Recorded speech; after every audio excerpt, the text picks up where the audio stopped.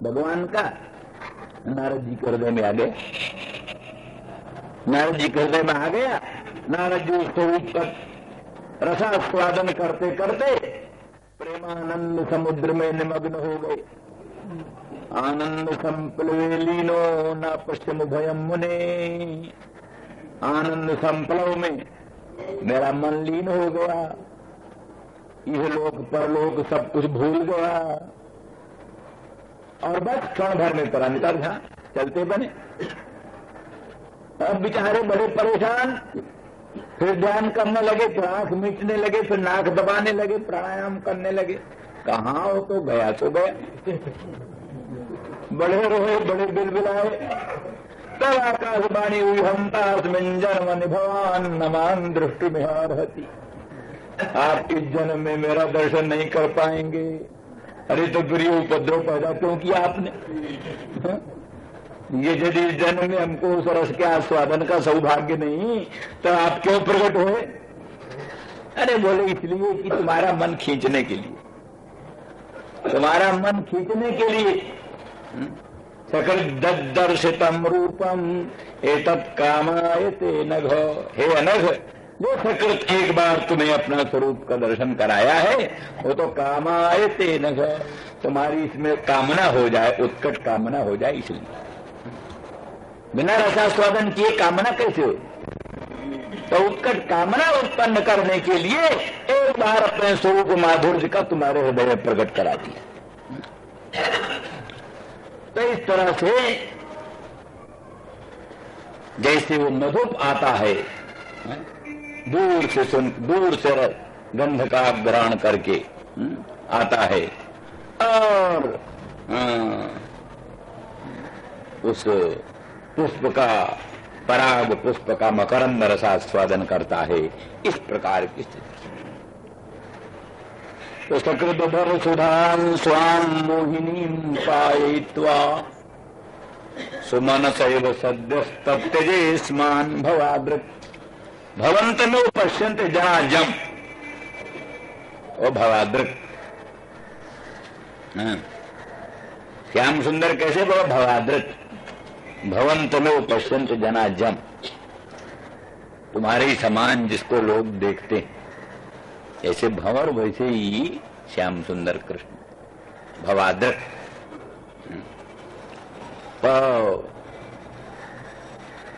वो सुमन से वो सद्यस्तप्य जी, जैसे मधुप जो होता है, मधुप जो है सुमन का, सुमन का, सुमन माने फूल, फूल, उत्तम फूल, उत्तम पुष्प, अरविंद मकरंद, मालती मल्लिका जाति ज्योतिका आदि दिव्यात दिव्य पुष्पों के दिव्य पराग को, मकरंद को पान करता है और चला जाता है। इसी तरह से श्याम सुंदर मदन मोहन ब्रजेंद्र नंदन ने अपने मंगलमय मुखचंद्र की सुमधुर अधुर सुधा को, मोहिनी सुधा को पिलाकर सद्यस्तप्यजे स्माम, सद्यस्त तत्काल। यद्यपि बात ये नहीं है, असंख्य दिवस पर्यंत भगवान के मुखचंद्र की सुमधुर अधर सुधा रस का पान इन्होंने किया है, तथापि सब भूल गए। व्याकुलता बसात वो सब भूल गई। और वही आती है बात कि बस तो कल श्लोक नहीं याद था, आज याद हो गया। होता है ना, कोयं कृष्णैति बुदस्यति मतिम जस्तन्विकर्णे स्पृशन। निरंतर श्री कृष्णचंद्र परमानंद कंद के मुखचंद्र का सौंदर्यामृत पान करती हैं, श्री अंग के अनंत मधुरिमा का लोकोत्तर स्वादन करती हैं और अपनी सखी ललिता से कहती हैं, सखी कोयं कृष्ण, ये कृष्ण कौन है? ये कृष्ण कौन है? जस्तन करणे स्पृशन, हे तन्वी, जो मेरे कानों के समीप आकर नाम कृष्ण नाम ही मेरे कानों को स्पर्श करता है तो मेरी मति लुप्त हो जाती है, मेरी विवेकिनी बुद्धि लुप्त हो जाती है। विवेक बुद्धि का सब जाने कहां चला जाता है। कोयं कृष्ण इति विदस्यति मतिम जस्तन्वे करणे स्पृशन। कर्ण का स्पर्श करते ही मति को दुदस्त कर देती है, लुप्त कर देता है कृष्ण मेरे कान को स्पर्श करते ही। तो सखी कहते रागांधे किमिदम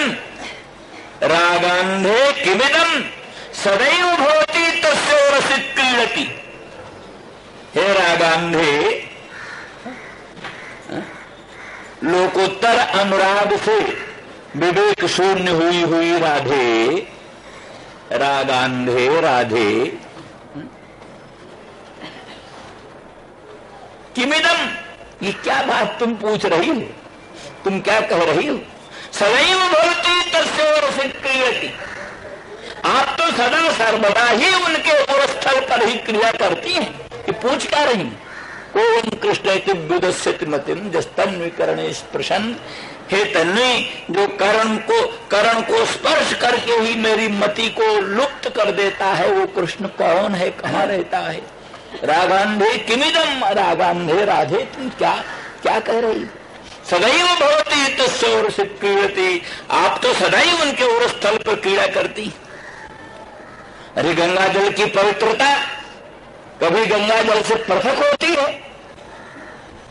आनंद सिंधु की मधुरमा कभी आनंद सिंधु से पृथक होती है। अचिंत्य अनंत परमानंद सुधा सिंधु श्री कृष्ण की माधुर्याधिष्ठात्री महाशक्ति लक्ष्मी राधा, वो कभी कृष्ण से पृथक होती है। सदैव कृष्ण के उस स्थल पर ही क्रीड़ा करती है, अन्यत्र कहीं नहीं। गंगा जल की पवित्रता सदा गंगा जल के उस स्थल पर क्रीड़ा करती है। आनंद सिंधु की मधुरमा सदा आनंद सिंधु के उस स्थल पर क्रीड़ा करती है। ऐसे आनंद सिंधु श्री कृष्णचंद्र परमानंद कंद के माधुर्य सार सर्वस्व की अधिष्ठात्री राधा रानी सदा कृष्ण के उस स्थल पर ही विहार करती है। इस दृष्टि से बोलता रागांधे किमिदम सदैव भवति तस्य रसित क्रीडति। सदैव उनके और स्थल पर क्रीड़ा करती हो, आप क्या पूछ रही। तो राधा रानी कहते हास्यम मां कुरु मोहिते। हे मोहिते ललिते, तू भी मोहाक्रांत है, मोह से आक्रांत है, तू उपहास करती है हमारी। क्या कहती, उपहास करती है मेरा। कहां कृष्ण मुझको मिलते हैं। हास्यम मां कुरु मोहिते, वो कहते तुम अधुना निस्तास्य हस्ते मया। फिर वो कहती अभी तो मैं तुमको लाई हूं श्याम सुंदर ब्रजेंद्र नंदन के पास, अभी मैं लाई हूं तुमको, तुम प्यारी इतनी जल्दी भूल गई। तो कहते सत्यम सत्यम सौद्र गंगन मगाद अद्यैव विद्युन्नभा।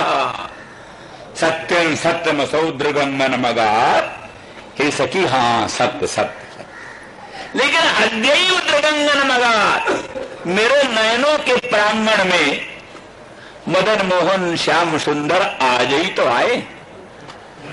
मेरे नयनों के प्रांगण में मेरे प्राणनाथ प्रियतम कृष्ण आज ही तो आए।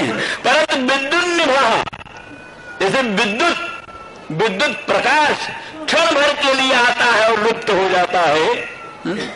सत्यम सप्तम सौद्र गंगन मगात अद्यैव विद्युन्नभा।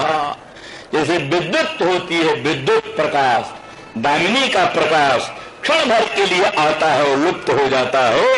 जैसे न जाने जन्म जन्मांतरों में, जुग जुगांतरों में, कल्प कल्पांतरों में, न जाने किस पुण्य से आज ही तो मदन मोहन मेरे नयनों के प्रांगण में पधारे और क्षण भर के लिए अब अंतर्धान हो गया, तो पता ही नहीं।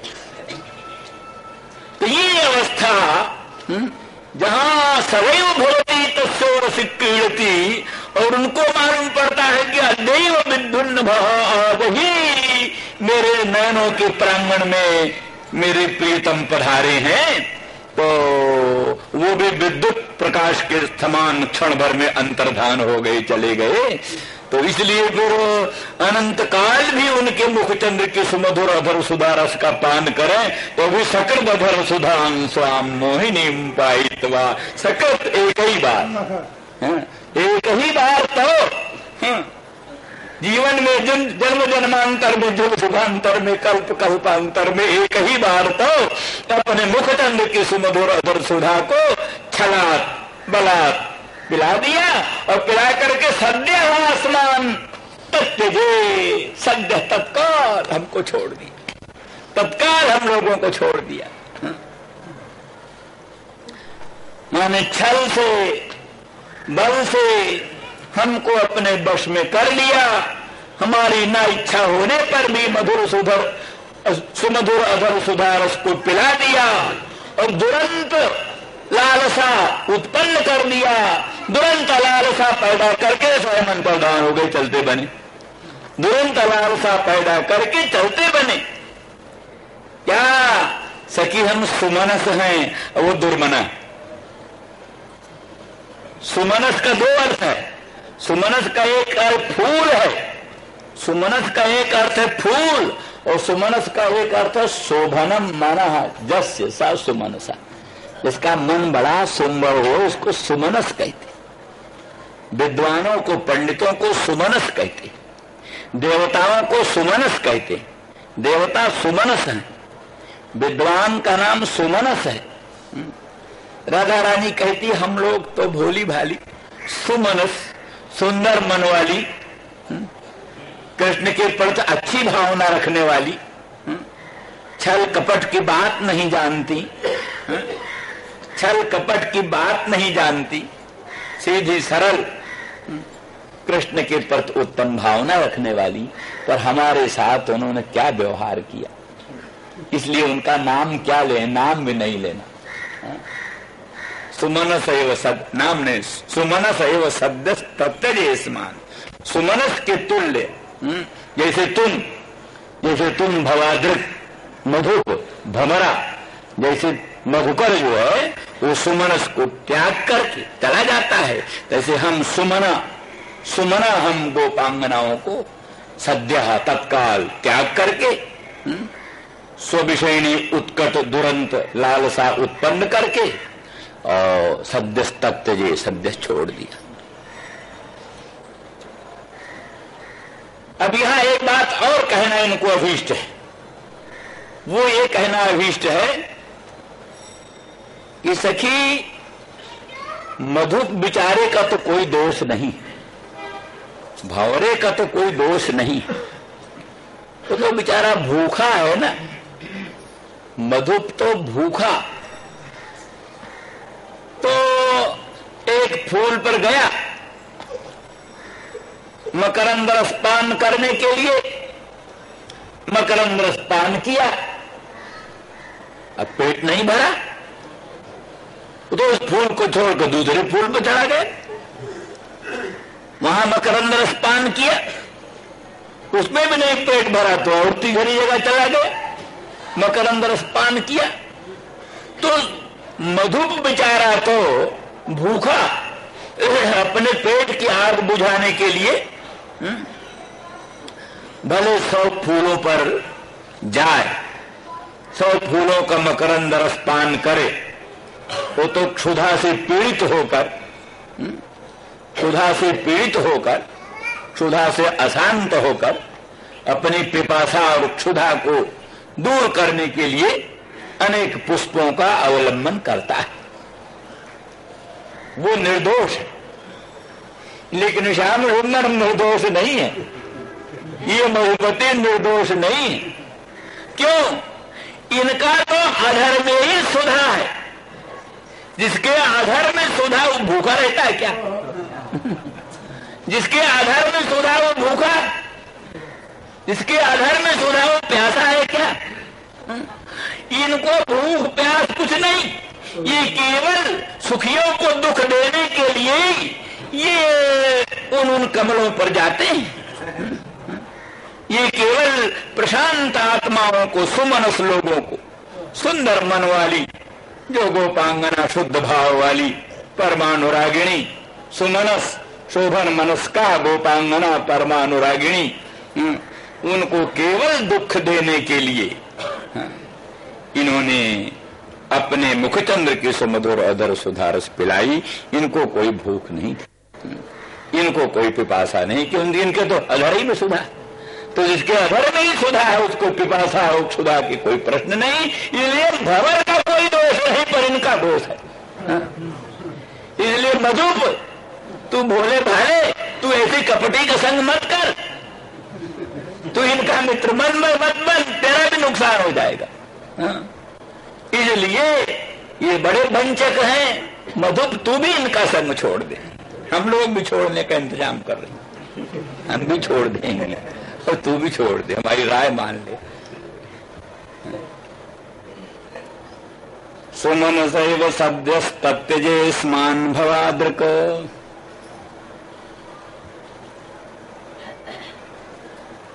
भाई, ये सब बातें ऊंची दृष्टि से देखो, लौकिक दृष्टि से बिल्कुल मत देखो। अनंत ब्रह्मांड नायक भगवान, सर्वांतरात्मा, सर्वशक्तिमान प्रभु और उनके भक्त, परम भक्त, अंतरंग भक्त, वही गोपांगना, ब्रज सीमंतनी जन गोपांगना, अनन्य भक्त।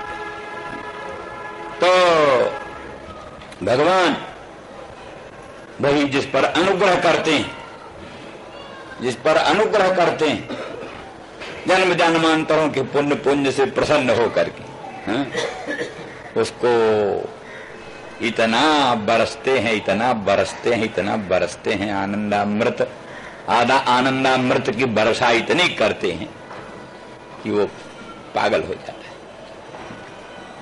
उस प्रेम को संभाल नहीं सकता, संभालना मुश्किल पड़ जाता है।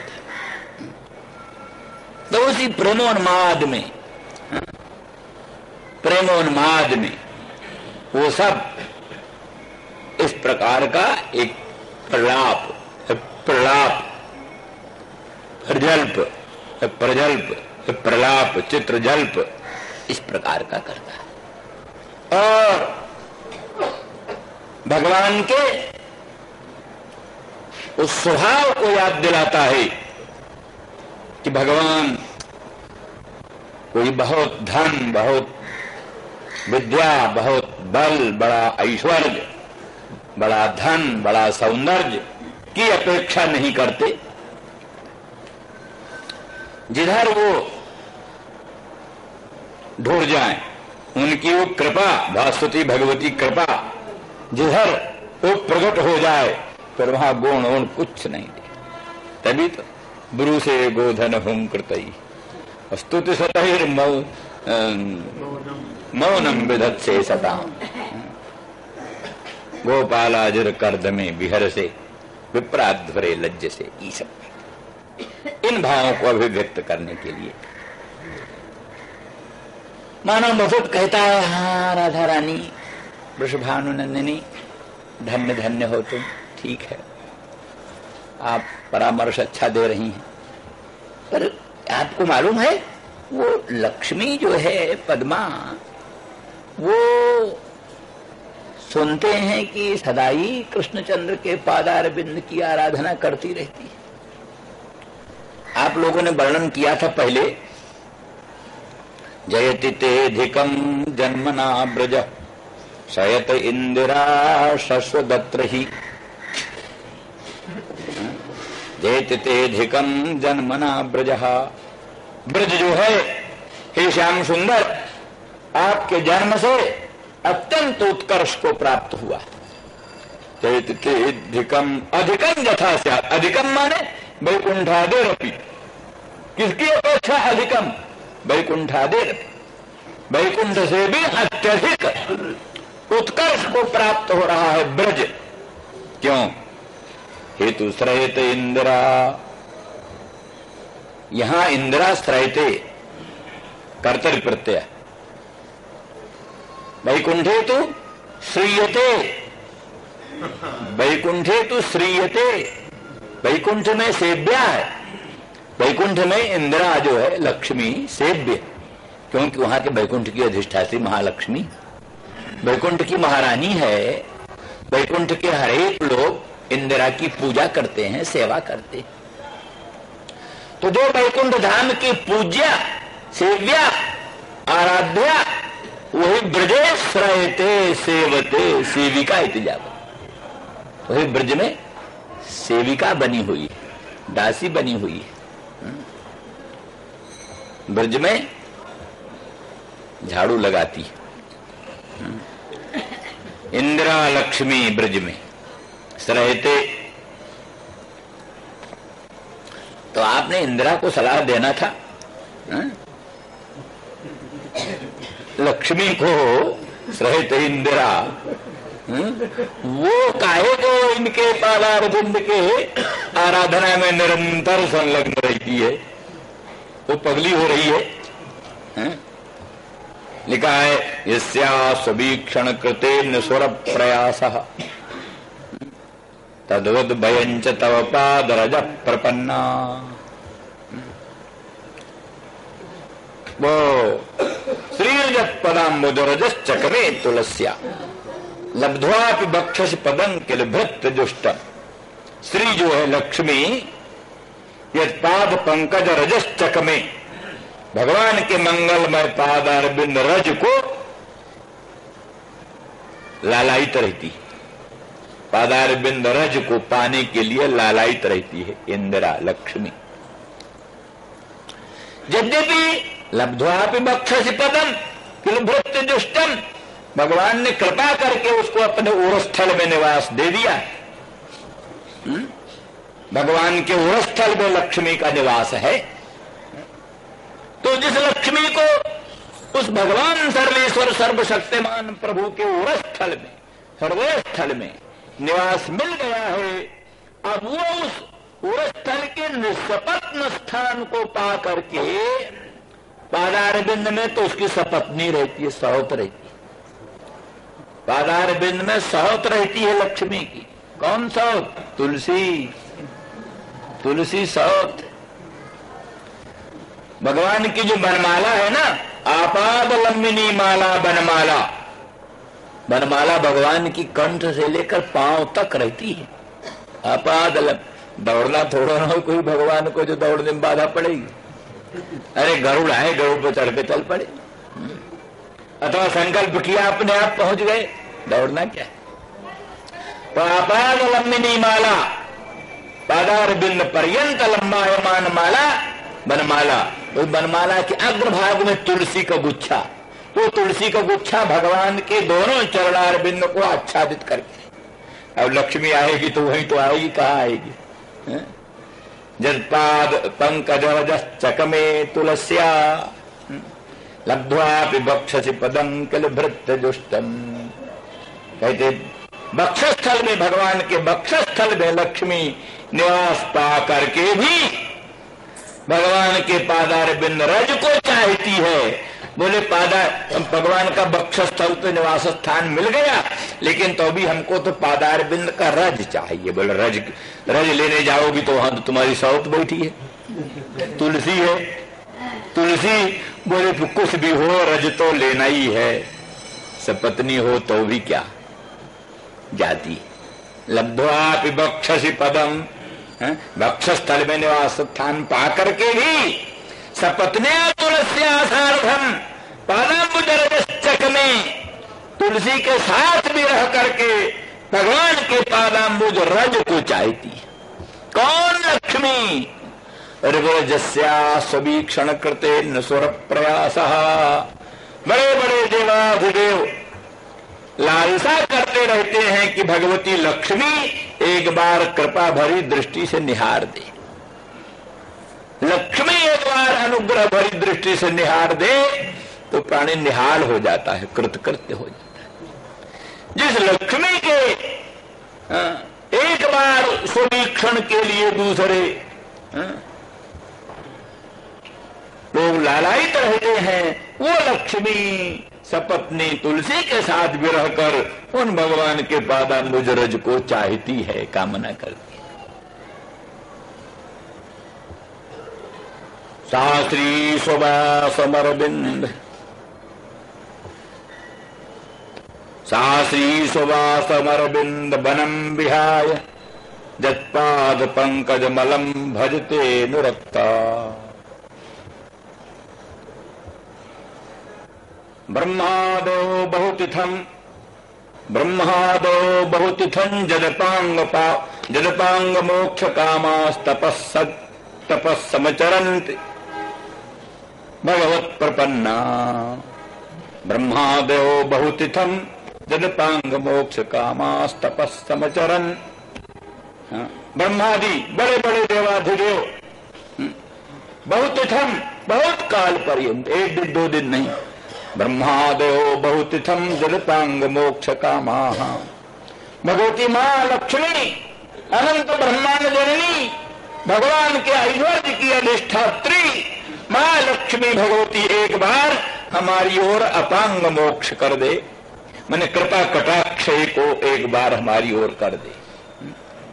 ब्रह्मादयो बहुतिथं जदपांग मोक्ष कामास तपस्समचरन्। तप करते हैं ब्रह्मादि बड़े बड़े देवाधिदेव, बहुकाल पर्यंत तपस्या करते हैं, इसलिए कि लक्ष्मी भगवती एक बार अनुग्रह की कृपा कटाक्ष हमारी ओर निहार दे।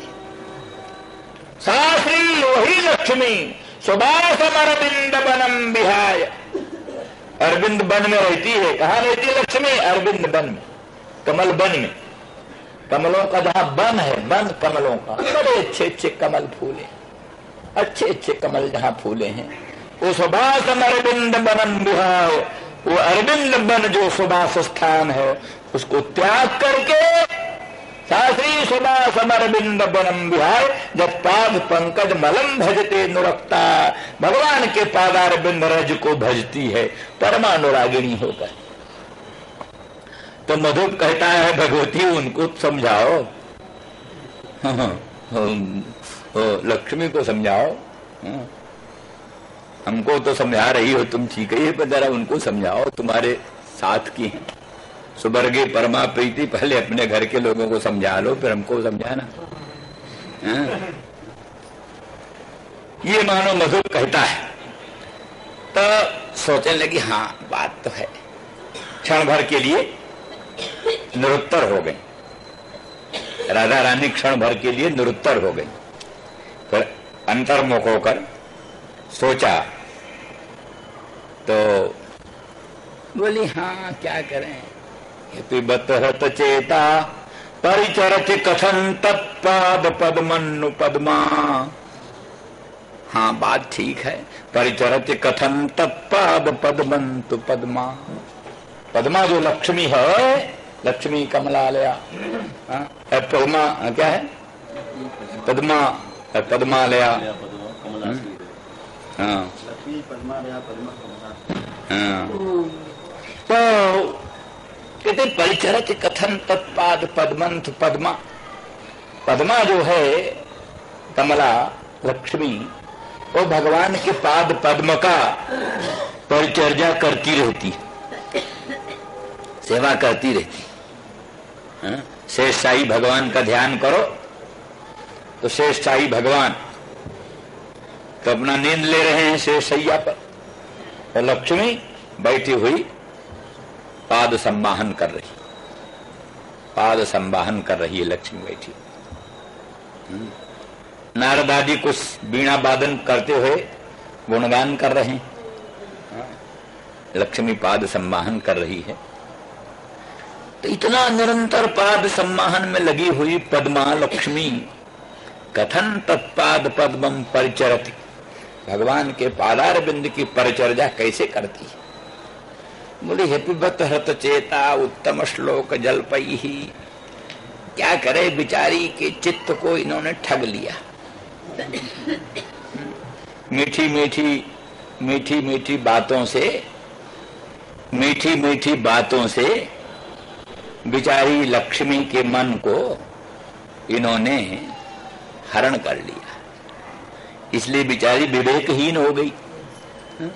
विवेकवान तो मन होता है, विवेकवान तो मन होता है, जब इन्होंने अपनी मीठी मीठी बातों से उसके मन को हरण कर लिया, बेचारी में विवेक कहां रह गया? हमसे भी तो यही कहा था, न पारे हम निर्वद्य संजुजाम सुसाधु कृत्यम विबुधायुषा पिबह। हे गोपांगनाओं, तुम्हारे जो लोकोत्तर प्रेम है, जो तुम्हारी लोकोत्तर अनुरक्ति है, प्रीति है, तुम्हारा जो लोकोत्तर त्याग है, उसका बदला हम कोट कोट जन्मों में भी पूरा नहीं कर सकते। तुम्हारे प्रेम पर हम जन्म जन्मांतर के लिए तुम्हारे ऋणी रहेंगे। कितनी मीठी बात थी। अगर वैसे पालन भी करते तब कितनी अच्छी बात थी, पर ऐसी ऐसी बातें की और चले गए मथुरा। कोई उनको अपनी बातों का ध्यान नहीं। तो ऐसे ही जैसे हम जैसे उनके मीठे वचनों से ठगे गए, इसी तरह से अपिबत हृत चेता, हृत चेता पद्मा, पद्मा का चित्त जो है, लक्ष्मी का जो चित्त है, विवेकी मन, वो विवेकी मन उत्तम श्लोक जो भगवान कृष्ण हैं, उनके जो जल्प हैं, माने मीठे मीठे वचन हैं, मीठे मीठे वचनों द्वारा उसका मन बिचारी का विवेकी मन अपरत हो गया, इसलिए विवेक शून्य हो गई। इसीलिए उनके पादार बिंद की परिचर्या दिन रात करती रहती। हम लोग वैसी अविवेकी नहीं है जैसी पद्मा। अब हम नहीं मानने वाली है इनकी एक बात। तुम हजार विनय करो, हजार अनुनय करो, तुम्हारी बात हम नहीं सुनने वाली। खबरदार, हमारा पाद स्पर्श करना नहीं, छूना नहीं। एक तो कहा, सखी आप क्या बोलती हो? आखिर आप उत्तम श्लोक जल पई। उत्तम श्लोक का अर्थ है जिसका उत्तम है। श्लोक माने यश, जिसका श्लोक्यते श्लोक, श्लोकम यशः, यश जिसका श्लोक्य, स्तुत्य जिसका यश श्लोक्य है। संसार भर के प्राणी, दिग दिगंत के प्राणी, बड़े बड़े विद्वान, बड़े बड़े तपोनिष्ठ, बड़े बड़े जोगींद्र मुनीन्द्र, बड़े बड़े अमलात्मा परमहंस, बड़े बड़े आचार्य निरंतर जिसका यश गान करते रहते हैं। लक्ष्मी भी जिनके पाद पंकज की सेवा करती रहती है, तुम उनकी निंदा कर रही हो, तुम पर उन पर आक्षेप कर रही हो राधा रानी, क्या ये उचित? तो बोले, अरे मधु तू समझता नहीं। उत्तम श्लोक, उत्तमः श्लोको यशो यस्य, उत्तमः श्लोकः यशः यस्य। तो मतलब क्या है? जो भाट होते हैं ना, भाट, बंदी लोग, भाट लोग, वो गुण वर्णन करने लगे तो भैंस का ऐसा गुण वर्णन करें कि वाह, भैंस तुम्हारे समान दुनिया में कोई सुंदर ही नहीं। तो बंदी द्वारा जो गुणगान है, सूत मागध द्वारा जो गुणगान है, वो तो गुणानपेक्ष गुण वर्णन करते हैं, गुणानपेक्ष गुण वर्णन करते हैं, गुण सापेक्ष गुण वर्णन नहीं। किसी में गुण हो तो गुण वर्णन करें, सो बात नहीं। रविरिव राजते राजा, राजा जो है सूर्य के समान चमकता है। सूर्य कह के जुगनू की तरह भी नहीं चमकता राजा, जुगनू की तरह भी जिसमें चमक नहीं, उसको कहते रविरिव राजते राजा। तो जो जुगनू की तरह न चमकने वाले को कहते सूर्य, तुम चमक रहे हो। तो भैंस को कृष्ण का उपमा दे दें, तुम्हारी वैसी श्यामलता है जैसे कृष्णचंद्र की श्यामलता है, तो क्या कहना है फिर? तो इस तरह से बंदी लोग गणों द्वारा, अरे कृष्ण के भक्त ही न उनका गुणगान करते। कौन गुणगान करते? श्री कृष्ण के भक्त। तो जिसका जो भक्त होता है उसको तो कुछ विवेक होता नहीं, वो तो आंख मीच कर गुणगान करता है। इस तरह से ये उनके भक्त गण, बंदी गण, सूत गण, मागध गण जो उनसे वृत्ति पाते हैं, जीविका पाते हैं, वही उनका गुणगान करते रहते हैं। इसलिए वहां कहा श्रीमदाततम तव कथामृतम तप्त जीवनम कविभिरीडितम कल्मषापहम। श्रीमदाततम भुवि गृह्णन्ति ते भूरिदा जनाः। तो किंतु श्रीमदाततम उनका जो कथामृत है उसको दुनिया में किन लोगों ने फैलाया है? जो श्रीमानों ने फैलाया। श्रीमान में धनवान लोगों ने अपना दिन काटने के लिए, समय व्यतीत करने के लिए एक ठो धंधा चला रखा है। चलो भगवान कृष्ण की कथा सुनो भाई, बड़े धर्मात्मा लोग कृष्ण की कथा सुनो। श्रीमदाततम, श्रीमान माने प्रमादी लोग, धनवान प्रमादी, उल्लू के वाहन। वो जो उल्लू के वाहन लोग हैं श्रीमान, वही लोगों ने इनकी कथामृत को दिग दिगंत में फैला रखा है। वास्तव में उनका कथामृतम नहीं, कथामृतम मरणम। उनकी कथा अमृतम नहीं, अमृत नहीं है, मरणम। कथामृतम कहिए बोले तप्त जीवनम, तप्ते कटा हो यथा जीवनम जलम निक्षिप्तम। खूब तपता हुआ कड़ा हो, तवा खूब तप रहा हो और उस पर एक बूंद पानी डाल दो तो क्या होता है? तो तप्ते कटाहे यथा जीवनम जलम। तप्त तवा पर जैसे कोई एक बिंदु पानी डाल दे तो ऐसी तरह से जो उनके विप्रयोग जन तीव्र ताप में संतप्त हैं और उनका कहीं नाम सुना दिया, उनकी कहीं कथा सुना दिया तो क्या कर जले पर नौन मत लगाओ भाई। जले पर नौन लगाना, एक जल गए उस पर नौन लगा दिया। तो ऐसे उनके विप्रयोग जन तीव्र ताप में संतप्त है, फिर उनकी कथा अमृत चलाए दो तो फिर और जल भुन जाती। इस प्रकार से ये सूतगणों द्वारा, बंदी मागधों द्वारा जो वर्णित गुण है वो वस्तुतः कोई गुण है नहीं, इसलिए इस भ्रम में मत रहो। इसलिए उत्तम श्लोक जल्पी, ये उत्तम अनुत्तम में भी उत्तम श्लोक का वर्णन करते हैं वो लोग। अनुत्तम में भी उत्तम श्लोक का वर्णन करते हैं। तो ऐसे जो उन भक्तों के जल्प हैं, माने भगवान कृष्ण का जल्प नहीं, अनुत्तम लोगों में उत्तम श्लोक वर्णन करने वाले जो लोग हैं बंदी मागध गण, उनका जो जल्प है, उनके जल्प से मोहित होकर के हर्ष चेता लक्ष्मी उनके पाद पद्म की परिचर्या करती है बेचारी भोली भाली। लेकिन हम वैसे नहीं हैं। श्री राम जय जय राम।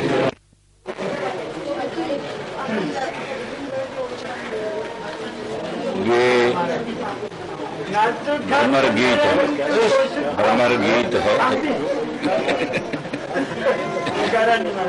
ये भ्रमर गीत है। इसमें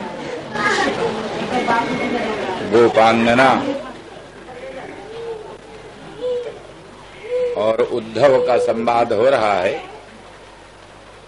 भगवान श्री कृष्ण परमात्मा ने उद्धव को भेजा है गोपांगनाओं के पास और उद्धव जी गोपांगनाओं के सन्निधान में बैठे हैं। वहीं एक भ्रमर आ गया है, मधुप आ गया है और उस मधुप को देख करके राधा रानी वृषभानुनंदिनी अपने हृदय का भाव, जो एक अत्यंत स्नेह का परिणाम, बहुत उच्च कोटि का जो महाभाव, प्रेम की अत्यंत उत्कृष्ट अवस्था जो महाभाव पद वाच्य है, उससे जनित जो उन्माद विशेष प्रेमोन्माद जिसको कहते हैं, प्रेम का उन्माद, प्रेमोन्माद में कुछ कह रही हैं। तो इसी के श्लोक की व्याख्या कुछ कल हुई है, थोड़ा और आज होती है। मानो शंका होती है कि भगवान श्याम सुंदर कृष्णचंद्र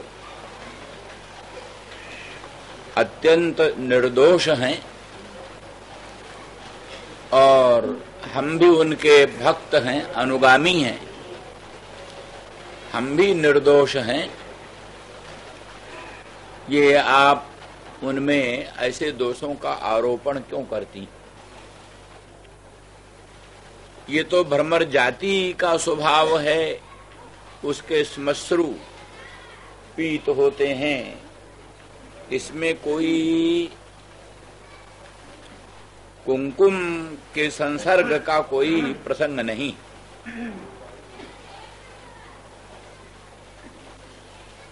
आप ये सब जो आरोप कर रही हैं किस आधार पर कर रही हैं? अगर कहें प्रत्यक्ष है तो विप्रकृष्ट पदार्थ में प्रत्यक्ष की तो प्रवृत्ति होती नहीं। श्याम सुंदर ब्रजेंद्र नंदन मदन मोहन मथुरा में, तुम यहां बैठी हो गोकुल में, तो श्याम सुंदर कृष्णचंद्र के दोषों का या उनके अन्य संबंधों का तुम यहां से कैसी कल्पना करती हो? यदि कहो अनुमान करती हैं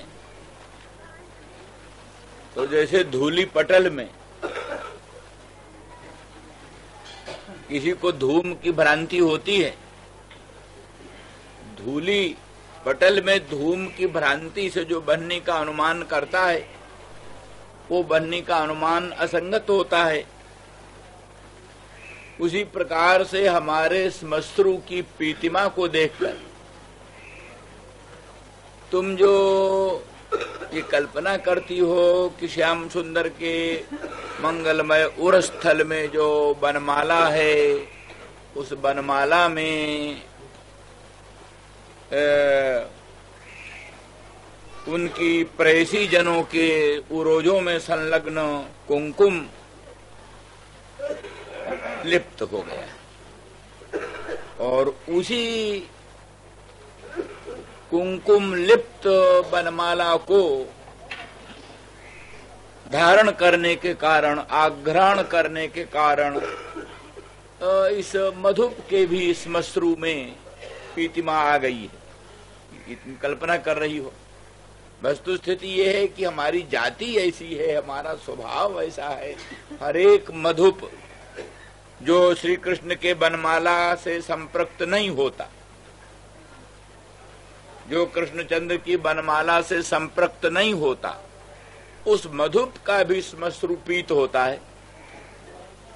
तो ऐसी स्थिति में श्मश्रु की पीतता को देख करके उसमें कुंकुम संसर्ग की कल्पना करना और कुंकुम वनमाला संसृष्ट है ये कल्पना करना और वनमाला में उनके प्रेसी जनों के उरोज संस्पृष्ट कुंकुम संलग्न हुआ है, ये सब कल्पना करना केवल जैसे धूली पटल के आधार पर धूम समझकर और उसके आधार पर बनने का अनुमान करना जैसे असंगत है, तैसे ये भी असंगत है।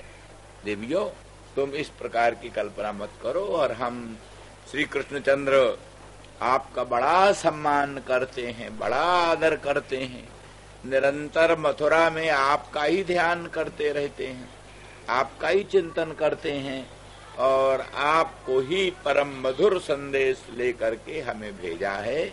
इसलिए आप कृपा करके अपने चरण का स्पर्श करने दो, हम धन्य धन्य हो जाएंगे आपका चरण स्पर्श करने से, इत्यादि मानो अनुनय विनय कर रहा है मधुप।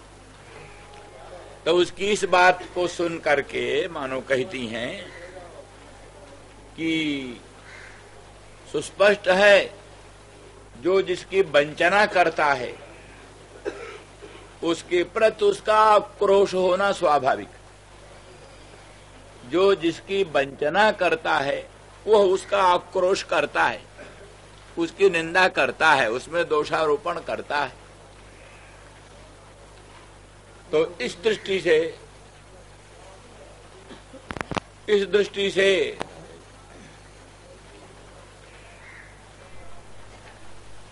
लाउड स्पीकर नहीं लगा है क्या? नहीं महाराज, आया नहीं। फोन किया तभी संबंध नहीं मिल रहा।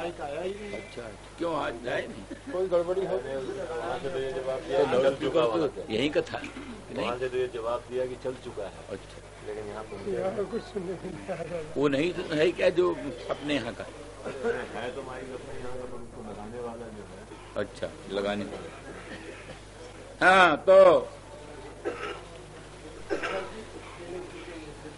तो निष्कर्ष ये है कि जो जिसकी वंचना करता है वो उसका आक्रोश करता है। मदन मोहन ने, श्याम सुंदर ने, कृष्णचंद्र ने हम लोगों की वंचना की। बोले क्या वंचना की? बोले हमको सुधा पिला दिया, अमृत पिला दिया। बोले ये क्या वंचना है? अमृत पिला दिया ये कोई वंचना है? जो जिसको पानी भी पिला देता है वो भी उसका उपकार मानता है। पानी पिलाने वाले का भी आक्रोश नहीं किया जाता। मदन मोहन, श्याम सुंदर, कृष्णचंद्र ने तुमको सुधा पिलाया, अमृत पिलाया, तो उससे आप क्यों क्षुब्ध होती हैं? अमृत पिलाना तो बड़ी अच्छी चीज। पानी पिलाने वाले का भी आक्रोश नहीं किया जाता तो फिर तुम सुधा पिलाने वाले, श्याम सुंदर, मदन मोहन ने तुमको सुधा पिलाया, अमृत पिलाया, तो काहे उससे नाराज होती हो? बोले हाँ, वो सुधा वैसी वैसी सुधा नहीं है, मोहिनी सुधा है, बुद्धि भ्रंश करी सुधा है, बुद्धि को भ्रंश कर देने वाली सुधा है। माने कोई ऐसा मोहक लड्डू, कोई ऐसा तंत्र मंत्र किया हुआ मोहक लड्डू किसी को खिलाए दे तो कोई उसको उपकार मानता है?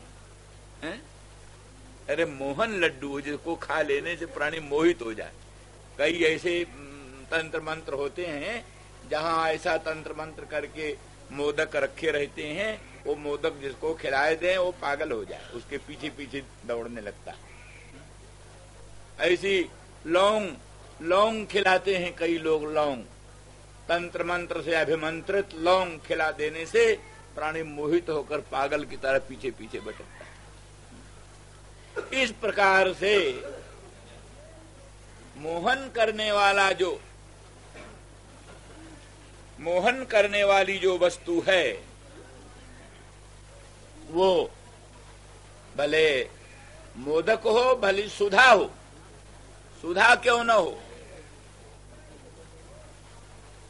मोहन करने वाली जो सुधा है वो वस्तुतः उपकार नहीं है, अपकार ही है। इसलिए श्याम सुंदर, मदन मोहन, ब्रजेंद्र नंदन ने अपने मंगलमय मुखचंद्र के सुमधुर अधर सुधारस का पान करा करके हम लोगों के मन में एक दुरंत लालसा उत्पन्न कर दी और अत्यंत अभूतपूर्व आसक्ति उत्पन्न कर दी। आसक्ति, कृष्ण के स्वरूप में आसक्ति हो गई। आसक्ति वो होती है जिस आसक्ति के हो जाने पर प्राणी निरर्थक हो जाता है, किसी काम का नहीं रहता।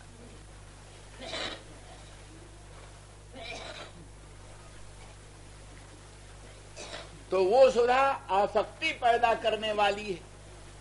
कृष्ण के मुखचंद्र में, कृष्ण के मंगलमय पादार बिन्न में, उनके दामिनी दुत बिनिंदक पीताम्बर में, उनके स्वरूप में, उनके गुण में मन को आसक्त कर देने वाला है, मन को तल्लीन कर देने वाला है।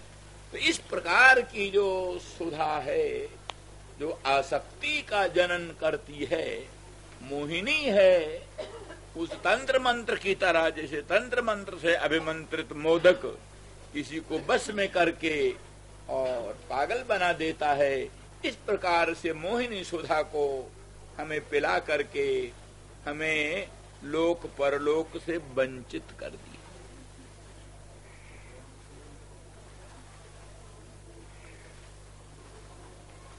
और अधर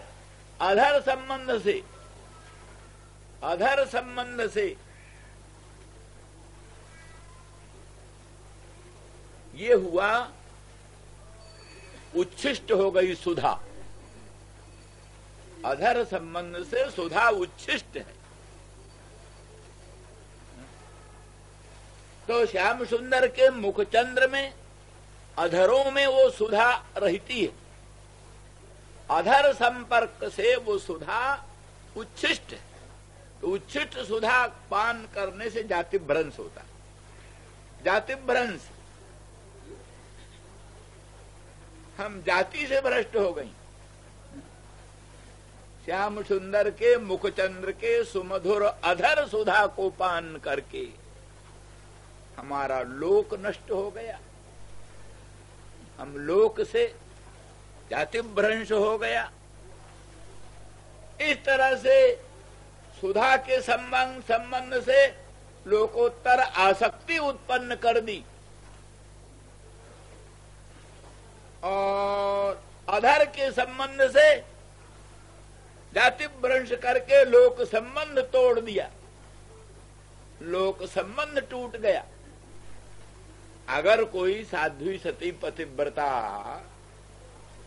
वैसे देवलोक से कोई सुधा आई हो, किसी कनक पात्र में देवलोक की आई हुई सुधा को पान करे, तो कोई चिंता की बात नहीं है, निंदा की बात नहीं। परंतु वो सुधा तो श्याम सुंदर ब्रजेंद्र नंदन के मुखचंद्र के अधर में रहती है। अधर की सुधा है। कोई साध्वी सती पतिव्रता किसी पुरुष के अधर में रहने वाली सुधा का पान करे, अधरोष्ठ में रहने वाली सुधा का पान करे तो जाति भ्रष्ट हो जाएगा, जाति भ्रंश हो जाएगा। इसलिए अधर संबंध की उस सुमधुर मोहिनी अधर सुधा को पिला करके हमारे लोक को नष्ट कर। और सुधा मोहिनी है। मोहिनी होने के कारण हमको विवेक विज्ञान विहीन बना दिया।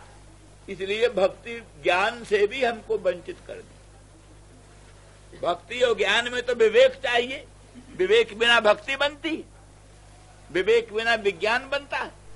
सब में विवेक चाहिए।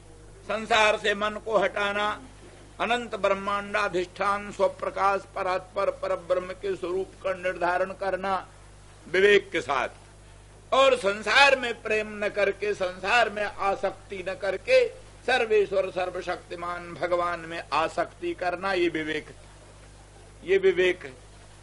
पर मोहिनी सुधा को पान कर लेने से विवेक तो खत्म हो गया। जैसे तंत्र मंत्र से अभिमंत्रित मोदक को आस्वादन कर लेने से प्राणी विवेकहीन हो जाता है, उसी प्रकार से मोहिनी सुधा का पान करके हम विवेकहीन हो गए। विवेकहीन हो जाने से भक्ति और ज्ञान का भी अधिकार नष्ट हो जाता। अच्छा चलो सब कुछ ठीक हुआ। बोले जूठा खाया किस लिए? बोले मीठे के लिए। मीठे के लिए जूठा खाया। चलो, ये सब होने पर भी सब कुछ जिसके लिए त्यागा, जिसके लिए लोक त्याग किया, जिसके लिए भक्ति ज्ञान का भी त्याग किया, जिसका आश्रयण पकड़ा, सब त्याग करके जिसका आश्रयण पकड़ा उसको भी लेकर चले गए, मथुरा चले गए। अर्थात सर्वस्व त्याग करके एकमात्र ब्रजेंद्र नंदन श्याम सुंदर कृष्णचंद्र को अपना सर्वस्व बनाया और उसमें ही उनमें ही अपना अंतःकरण, अंतरात्मा और प्राण सर्वस्व न्यौछावर कर दिया। वो स्वयं श्याम सुंदर भी हमको छोड़कर चले गए। ये बोलो वंचक है कि नहीं? वंचना की कि नहीं? अगर वंचना की तो उनका आक्रोश करना क्या अनुचित है?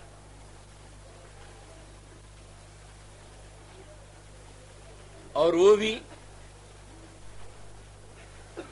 अगर मान लिया सब कुछ होने पर भी अति दुर्लभ लोकोत्तर सुधा पान के लिए, अमृत पान के लिए सबका त्याग किया जाए, पर अमृत तो मिले, अमृत तो मिले, अमृत भी तो नहीं मिला। सकृतधर सुधान स्वाम, एक ही बार तो वो सुधा एक ही बार तो पान करने को मिली, अधिकाधिक कहां मिली? तो क्या हुआ? जैसे एक कोई फूल है, फूल, किसी ने फूल को सूंघ लिया, फूल को सूंघ लिया तो फूल तो उच्छिष्ट हो गया। अब किसी देवता के लायक रह गया? फूल को किसी ने सूंघ लिया तब वो देवता के लायक रह गया? किसी महात्मा को अर्पित करने लायक रह गया? नहीं रह गया। तो जैसे एक बार मृदित आघ्रात पुष्प निरर्थक हो जाता है, इसी प्रकार से हम साध्वी सती पतिव्रताओं को, शोभन मनस का, शोभन मन वाली गोपांगनाओं को पाययित्वा, वो मोहिनी सुधा को सकृत पाययित्वा, पायित्वा अणित से यही मतलब कि स्वयं हमारी इच्छा बिना, हमारी इच्छा बिना स्वयं, और उस मोहिनी सुधा का पान करा करके, और एक बार ही पान करा करके तृप्ति भी न हुई। तृप्ति हो जाती तो भी बात, तृप्ति भी न हुई। तो तृप्ति न हुई, इतने ही में असमान तत्यजे। बोले तुमने फिर उनको पकड़ा क्यों नहीं? बोले सद्य सद्यस्तत्यजे स्मा। बोले तुम बताओ, तुम मालती, मालती का नाम सुमनस है। सुमनस नाम तो ऐसे सामान्य पुष्पों का है, पर विशेष नाम सुमनस मालती का, सुमनस मालती का। तो तुम मालती का रसास्वादन करते हो और तत्काल मालती का सौगंध्यामृत रसास्वादन करके, मकरंद पान करके, सौगंध का ग्रहण करके तुम चले जाते हो। तुमको कौन पकड़ पाता है? तुमको कौन पकड़ पाता है? इसी प्रकार से मोहिनी सुधा का पान करा करके, मोहित करके मदन मोहन श्याम सुंदर मथुरा चले गए। ये गोपांगनाओं का, विशेषकर राधा रानी वृषभानुनंदिनी का श्री कृष्ण के प्रति दोषारोपण, इसको कहा परजल्प है, जिसमें कृष्ण की अपने प्रियतम की शठता का वर्णन, शठता का वर्णन है, वंचकता का वर्णन है और निर्दयता का वर्णन। शठता, वंचकता और निर्दयता, श्री कृष्ण सठ हैं, श्री कृष्ण वंचक हैं, श्री कृष्ण निर्दय हैं। और अपने विचक्षणत्व का वर्णन, पद्मा लक्ष्मी जो है वो तो भोली भाली, लक्ष्मी पद्मा भोली भाली, वो उत्तम श्लोक जल्पों में मोहित होकर के हृतचेता होकर निरंतर कृष्ण की आराधना करती रहे। पर हम ऐसी नहीं है, हम ऐसा नहीं कर सकती। इसलिए पद्मा का, लक्ष्मी का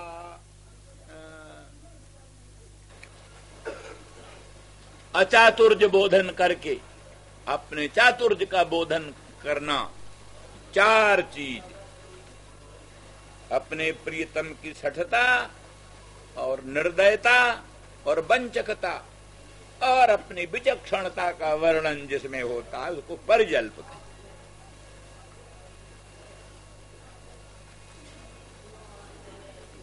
शंका होती सखी तो कुछ तुम्हारा ही दोष होगा, कुछ दोष तुम्हारा ही होगा। वो तो बड़े अकारण करुण हैं, करुणा वरुणालय हैं, शरणागत वत्सल हैं, वेद वेदांत इतिहास पुराण सर्वेश्वर सर्वशक्तिमान भगवान कृष्ण की लोकोत्तर महिमा प्रतिक्षण गान करते रहते हैं। उनमें तो किसी प्रकार के दोष की कल्पना की नहीं जा सकती। कोई न कोई तुम्हारा ही दोष होगा। इसी पर कहते सुमन सैव सद्यस्तत्यजे स्मान भवादृक। बोलो तुम बताओ, मालती, मालती जो सुमनस है, मालती का फूल कैसा है? बोले उसमें लोकोत्तर सौरभ्य है, अद्भुत सौगंध है और अद्भुत कोमलता है और अद्भुत सुंदरता है और पवित्रता है और सर्वापेक्षया अत्यंत उत्कृष्टता है। ये सब गुण मालती में है। मालती में अद्भुत सौगंध है, लोकोत्तर सौकुमार्य है, दिव्य सौरभ्य, दिव्य सौकुमार्य, सुकुमारता, कोमलता और उसके बीच पवित्रता और दिव्य सुंदरता। एवं गुण गुण संपन्न मालती को तुम उसका रसास्वादन करके छोड़ के चले जाते हो। बोलो मालती में क्या दोष? मालती में क्या दोष? कुछ कह सकते हो? नहीं। तो मालती से भी कोट कोट गुणित अधिक राधा रानी ब्रह्मानुनंदिनी, तो मालती से भी कोट कोट गुणित लोकोत्तर सौगंध संपन्न है। मालती से भी कोट कोट गुणित सौकुमार्ग संपन्न है। मालती से भी कोट कोट गुणित उनमें सुंदरता है, मधुरता है, सरसता है, सौकुमार्य है और पवित्रता है, उत्कृष्टता है। मालती क्या होती? राधा रानी वृषभानुनंदिनी के सामने मालती क्या होती? तो मालती से भी कोट कोट गुणित सौकुमार्य जिनमें है, सौरभ्य जिनमें है और पवित्रता जिनमें है, उत्कृष्टता जिसमें है, सुंदरता जिसमें है, ऐसी जो सुमनस गोपांगना राधा रानी, उनको भवादृक तत्यजे, भव अस्मान भवादृक तत्यजे, भवन्तमैव पश्यन्ति जनाजम। तुम्हारे समान जैसे तुम निर्दोष मालती का परित्याग करते हो, उसी प्रकार से निर्दोष गोपांगनाओं को, सुमनस गोपांगनाओं को, शोभन मन वाली, लोकोत्तर कल्याण गुण गुण संपन्न मन वाली, लोकोत्तर प्रेम वाली, लोकोत्तर अनुराग वाली, यही मन को शोभन कौन बनाता? जिसके मन में सुंदर प्रेम हो, उसी का मन सुमन है। जिसके मन में भगवान के प्रति पूर्ण अनुराग हो, उसी का मन शोभन मन है। दुनिया भर की खुरापात जिसके मन में बैठी हो, उसका मन सुमन तो सुमन नहीं। सुमन वही है जिसके मन में परात्पर परम ब्रह्म प्रभु के प्रति पूर्ण अनुराग हो, प्रभु के प्रति पूर्ण प्रेम हो, पूर्ण विवेक विज्ञान हो, इसका मन पवित्र हो, विषयों के संपर्क से असंश्लिष्ट हो, ऐसा मन सुमनस होता है। सुमनस होता है। सुमनस माने ब्रह्मविद वरिष्ठ, सुमनस माने भगवत तत्व विज्ञान संपन्न, सुमनस माने भगवान के अनुरागी, यही सुमनस होते हैं, सुंदर मन वाले। तो सुमनस मालती के तुल्य दिव्य गुणगण संपन्न, भक्ति ज्ञान वैराग्य संपन्न, अनुराग संपन्न, लोकोत्तर प्रेम संपन्न, ऐसा जो सुमनस सुंदर भाव वाली गोपांगनाओं, हम गोपांगनाओं को मदन मोहन ने त्याग दिया। यही शिकायत। तो बड़ी बात है ये,